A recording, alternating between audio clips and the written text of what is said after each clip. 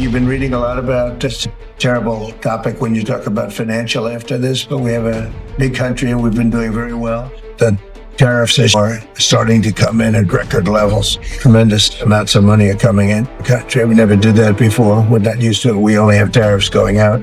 We only adhere to the rules of other nations who charge us tremendous tariffs because we were led by stupid people or people without any business. I'd like to ask God, you could maybe talk a little bit about how well we're doing with regard to the money coming in. And the big money will start coming in on August 1st. I think it was made clear today by the letters that were sent out yesterday and today.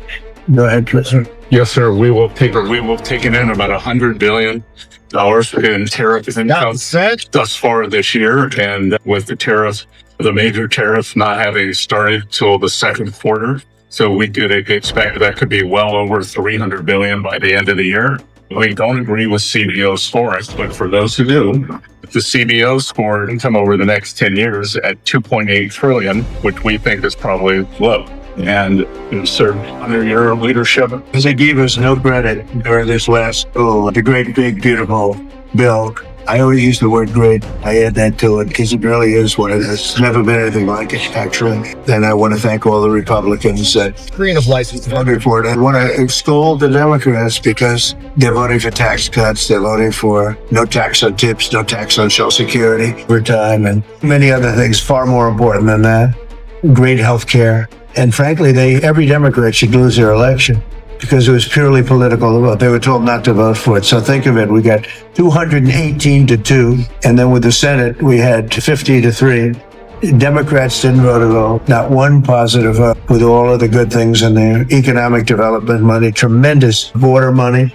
Now you're loaded up on the border. And I don't think we're going to need so much of it because we had zero come in last month, so I'm not sure how much of it we want to spend. You may think about that. You may actually think about saving a lot of money. The wall's been largely built, and it obviously worked, but you may want to think about that. But so I think it's incredible when I watch the Democrats, and they have standard lines like they had Russia, they had the laptop from hell, it all came from Russia. They make things up, they go with it, and they feed it to you people in many cases, and they say, here's the line. And I hear the new line is death. Oh, it's death. Everyone's going to die. There's nothing to do with that. In fact, we're saving our country. Death is from allowing 25 million people into our country, of which 3 or 4 are still hard criminals. 11,888 are murderers, many of them committing more than one murder. That's death, and the Democrats did that. Joe Biden did that by allowing people to come in here just totally unchecked, unvetted,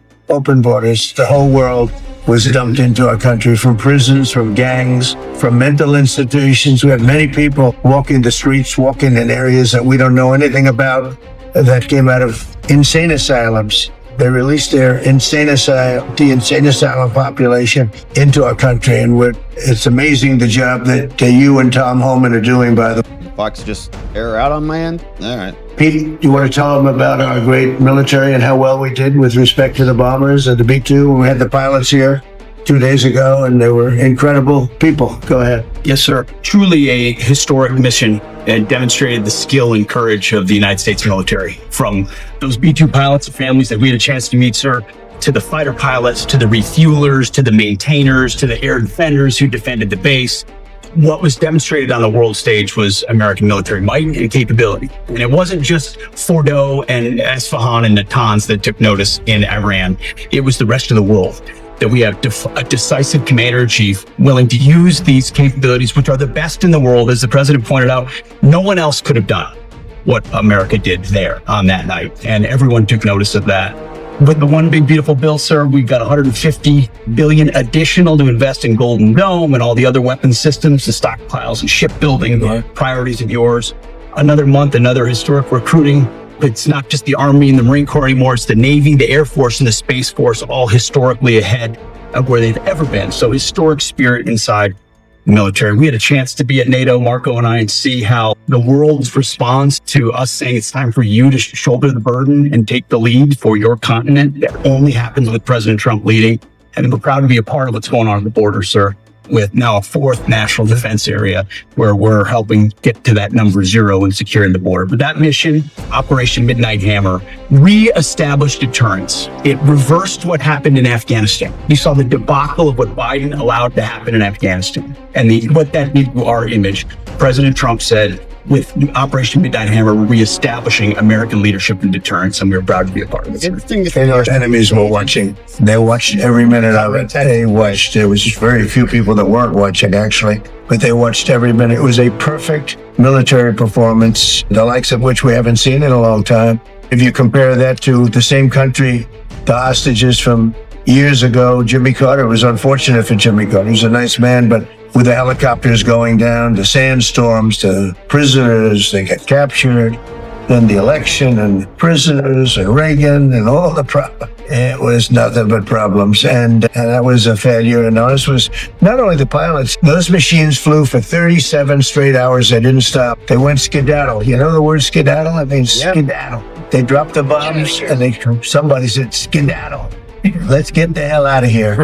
And every bomb hit its mark and hit it incredibly. And as the Atomic Energy Commission said, it's gone. That place is gone. We had a lot of fake reporting, mostly from CNN, where the scammer a writer, CNN, who should be fired, by the way, she was involved with the 51 fake intelligence agents, if you remember that. She did that story, created a story out of it. She created a story out of the laptop from hell, saying it came from Russia, but it actually came from Hunter Biden's bedroom or worse. And just a scammer, and she's still at CNN, which is pretty amazing. But we'll ask you a question about her. But they came up with this concept that maybe the attack wasn't that good. And I saw it happen right after the attack. I saw this person on CNN. I like to watch the enemy. You learn from the enemy. And I watch because you have to know where they're coming from. And I watched her say, Anderson, I'm hearing stories that maybe they didn't hit their target. Maybe it wasn't that good a hit. And they were hearing stories. The next day it was a little more, and the next day a little more. After 3-4 days, she was saying, I don't know. I don't think it was that. Except by that time, everybody knew it was hit perfectly. And the evidence is in the planes. The pilots are the best evidence. But they actually came out of their plane because they were here the other day and they said, it was so sad. We did such a good job. We flew into very dangerous airspace. I'll never forget, we were in the Situation Room. And they said they have entered Iranian airspace. And everyone took a deep breath because they had more missiles pointed at them. But the equipment is so good. It's stealth, way up in the air. And it was stealth. And they went right through that. And by the time they found out they were there, that was the word skedaddle. Get the hell out of here. But they were right in the most dangerous airspace in the world. And they took those big, beautiful, very fast. They're unbelievable planes. I mean, they become really beautiful works of art. I always thought they were cool, but now they look better than just cool, don't they, huh? But they dropped the loads and literally they would hit. If you look at this table from here to there, they had a half a refrigerator door is the way to best explain it. Take a refrigerator door, average size, cut it in half. That was their target. They hit every single one. Then we had 30 missiles, Tomahawk, shot from submarines 300 miles away. Every one of them hit their target. It was a perfect mission. Then they came back almost 37 hours. Every plane worked perfectly. The mechanics were here too. I said, you got to get the mechanics here. We didn't have any problems. If you remember, they had a lot of problems with the helicopters, but they didn't fly through a dust storm, which they shouldn't have done. Sometimes you say, let's go back and try it on a nicer day. Dust and sand don't work well with helicopters. There's much about helicopters, but that was a horrible embarrassment to us. Then we had Afghanistan, which I think was the most embarrassing moment in the history of our country. And we would have gotten out. I was the one that got them down. I would have kept Bagram, the big air base, which right now is controlled by China, among the most powerful runways in the world, thick with concrete and steel. Anything could land. And right now, they were 1 hour away from where China makes its nuclear weapons. I was keeping it. Outside of that, we were leaving, and I would have been out faster than them, but we would have gotten out with strength and dignity. Instead, that was the most botched up mess I've ever seen. They left all that equipment behind, and every year they have a parade running down some third-rate street with the equipment. It's supposed to be Fifth Avenue. It doesn't work. But with all that equipment that they left, they should have taken every ounce of it. I was taking every, and I said every screw, every bolt, every nail you take out of there. And Millie said, I remember one time, sir, we're better off leaving the equipment.